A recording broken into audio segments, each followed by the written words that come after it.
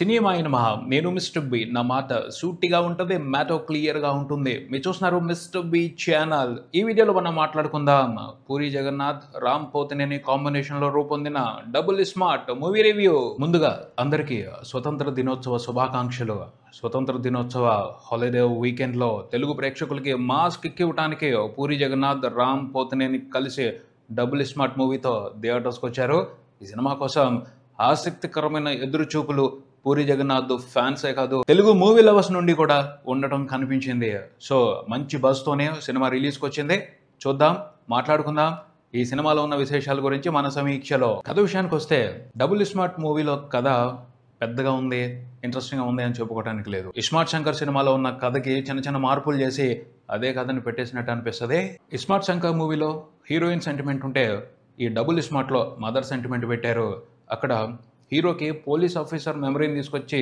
Chip పెట్టి transfer చేస్తే ఈ సినిమాలో వచ్చేప్పటికి విలన్ మెమరీ తీసుకొచ్చి హీరోకి ఎక్కిచ్చారు ఇస్మార్ట్ శంకర్ ఫార్మేట్నే ఈ సినిమా కోసం కూడా ఉపయోగించారు పూరి జగన్నాథ్ సో ఈ సినిమాలో కథ విశేషంగా ఉంది అని చెప్పుకోవడానికి లేదు విశ్లేషణ విషయానికి వస్తే కథ గురించి పూరి జగన్నాథ్ సీరియస్గా ఆలోచించలేదని అర్థమైపోయింది ఆ పైన ఉన్న స్టోరీ పాయింట్ గురించి చూచాయిగా ట్రైలర్ చూసినప్పుడే ప్రేక్షకులందరికీ ఓ ఐడియా వచ్చేసింది అయినా కూడా సినిమా మీద ఎక్స్పెక్టేషన్స్ హై రేంజ్లోనే ఉన్నాయి ఎందుకంటే పూరి మార్క్ మ్యాజిక్ జరగచ్చు ఉండొచ్చు ఉంటే బాగుంటది అదిరిపోద్ది అనే చాలా మంది ఆశలు పెట్టుకున్నారు అంచనాలు పెట్టుకున్నారు ఈ సినిమా మీద ఆ అంచనాలని రీచ్ అవటంలో ఆ అంచనాలని సాటిస్ఫై చేయడంలో పూరి జగన్నాథ్ ఎంతవరకు సక్సెస్ అయ్యారు మాట్లాడుకుందాం నీట్గా మాట్లాడుకుందాం బేసిక్గా ఇస్మార్ట్ శంకర్ ఆ వ్యవహారం నుండి 1-2 కాదు వరుసగా చాలా సినిమాలు తీసుకుంటా వెళ్ళొచ్చు ఎందుకంటే ఆ పాయింట్తో అలాంటి విశేషం ఉంది పాయింట్ అంటే మనిషి బుర్రకి యూఎస్బి పోర్ట్ పెట్టడం ఆ పోర్ట్ ద్వారా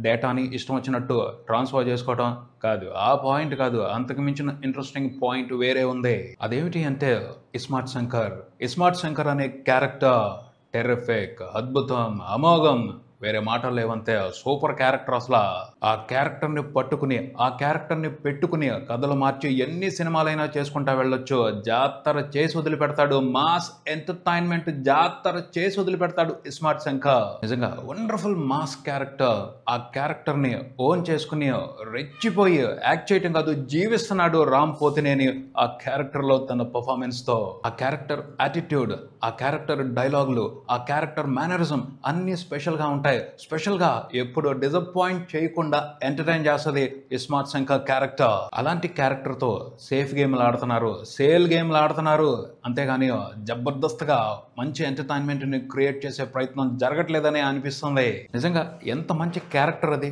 కథలో ఆ క్యారెక్టర్ ఫామ్లో ఉన్నంతసేపు భలే ఎంటర్టైనింగ్గా ఉంటుంది సినిమా ఎప్పుడైతే డేటా ట్రాన్స్ఫర్లు మెమరీ ట్రాన్స్ఫర్లు అంటూ అపరిచితుడు మాదిరి తయారు చేసి డిస్టర్బ్ చేస్తున్నారు ఆ క్యారెక్టర్ని అక్కడి నుంచి ఎంటర్టైన్మెంట్ క్లమ్జీ అయిపోతుంది వీక్ అయిపోతుంది డైల్యూట్ అయిపోతుంది ఒరిజినల్ ఇస్మార్ట్ని అలా వదిలేయాలి సినిమా స్టార్ట్ అయిన దగ్గర నుంచి చివరి వరకు ఒరిజినల్ ఇస్మార్ట్ తన మాదిరి ఎంటర్టైన్మెంట్తో కిక్కు మీద కిక్కు ఇచ్చుకుంటా వెళ్తే ఆ మజా ఖచ్చితంగా వేరేగా ఉంటుంది ఇస్మార్ట్ శంకర్లో కూడా ఆ డిస్టర్బెన్స్ ఉంది కానీ కొన్ని అడ్వాంటేజ్లు కలిసి వచ్చాయి పాటలు కలిసి వచ్చాయి సో సినిమా బ్లాక్ బస్టర్ అయిపోయింది ఈ డబుల్ స్మార్ట్ చూస్తున్నప్పుడు ఫస్ట్ పార్ట్ మాదిరి ఆ క్లమ్జీనెస్ ఇక్కడ అవసరమా అలా కాకుండా ఇస్మార్ట్ శంకర్ ఒరిజినల్ క్యారెక్టర్తోనే కథని ఇంట్రెస్టింగ్గా తయారు చేసుకుని నడిపించున్నట్టయితే బాగుండేది కదా అని చాలా సందర్భాల్లో అనిపించింది ఇస్మార్ట్ శంకర్ని చూశారు అది బాగా నచ్చింది సో మళ్ళీ అలాంటి ఎంటర్టైన్మెంటే ఇద్దాము అని చిన్న చిన్న మార్పులు చేసి అదే ఎంటర్టైన్మెంట్ని డబుల్ స్మార్ట్ రూపంలో ప్రేక్షకుల ముందుకు తీసుకురావటం పూరి జగన్నాథ్ లాంటి క్రియేటర్స్కి సమంజసం కాదు కథ రాసుకోవటం తెలియని వాళ్ళు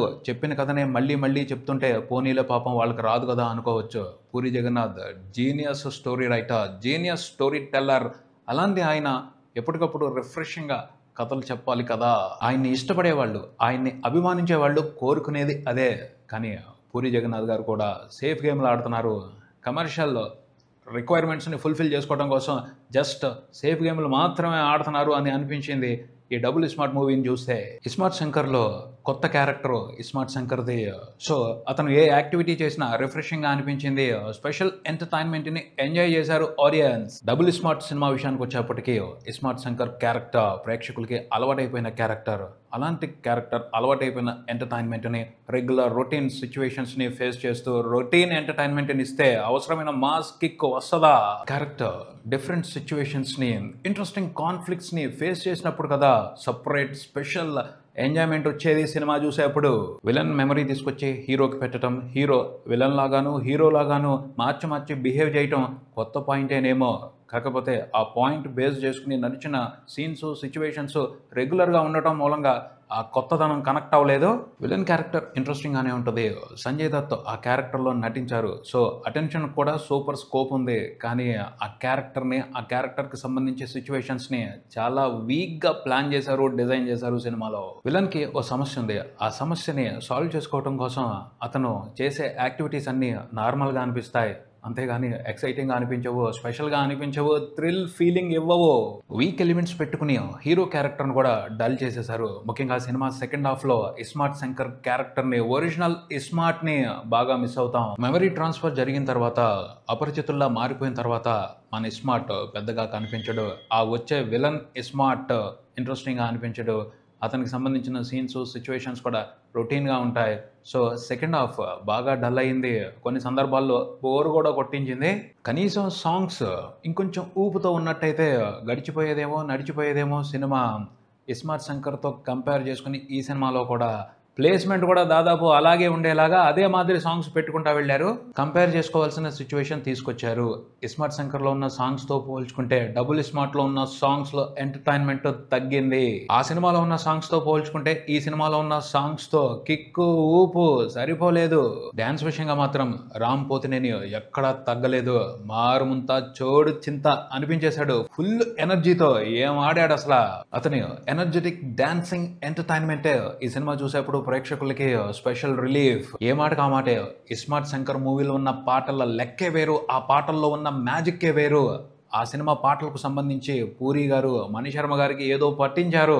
డబుల్ స్మార్ట్ సినిమాకు సంబంధించి పూరి గారు మణిశర్మ గారికి పట్టించిన మెడిసిన్ డోస్ సరిపోలేదు. జస్ట్ ఏదో మేనేజ్ చేశారంతే పాటల్ని, అంతేగాని స్పెషల్ మ్యాజిక్ అయితే ఈ పాటల్లో కనిపించలేదు. ఈ డబుల్ స్మార్ట్ సినిమాకి హైలైట్స్ అంటే రెండు విషయాల గురించి చెప్పుకోవచ్చు. ఒక్కటి రామ్ పోతినేని, రెండు కావ్య తాపర్. ఇస్మార్ట్ శంకర్ పాత్రలో రామ్ పోతినేని పర్ఫార్మెన్స్ మ్యాచ్లెస్. అంతే, అతను తప్పించి ఆ క్యారెక్టర్లో అంత బ్రహ్మాండంగా ఇంకెవరు యాక్ట్ లేరు. అన్నంత బాగా, అన్నంత ఇంట్రెస్టింగ్, అన్నంత స్పెషల్గా యాక్ట్ చేశాడు. అనుమానమే లేదు.